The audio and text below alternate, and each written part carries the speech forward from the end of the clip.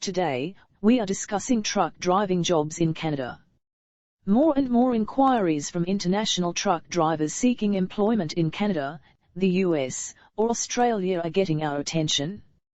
We've written a number of guidelines for international drivers looking for work in these nations as a result of this interest. Canada will be the first nation we discuss in this series. What employment options are there for truck drivers in Canada? Canada is now a really decent pick if you're seeking foreign truck driving jobs, especially if you're a long-haul truck driver. Despite the fact that the global recession has had an impact on the trucking business, there are signs of recovery, and a fast Google search for truck driving jobs Canada will throw up an astounding number of results. In Canada, who may apply for positions as truck drivers? You must first find employment in order to obtain a work permit, which naturally entails applying for trucking jobs or approaching businesses with a resume or curriculum vitae, CV.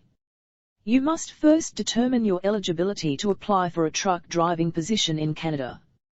Work qualifications for truck driving positions in Canada: most often, secondary school completion is necessary. There is on-the-job training available. Straight truck driving requires a Class D license. Driving articulated trucks requires a Class A license. Drivers who operate cars with air brakes need to have an air brake endorsement, Z. Drivers who transport hazardous materials or dangerous goods must be certified in the transportation of dangerous goods, TDG. Additionally, there are extra local restrictions that must be fulfilled. Long-distance hauling experience is a requirement for drivers applying for long-distance driving employment. Companies that operate in the United States frequently have a minimum age requirement of 21 years and will not hire drivers with a criminal history. You will need a work permit in order to be able to work in Canada, and you must have a job offer from a Canadian business in order to be eligible.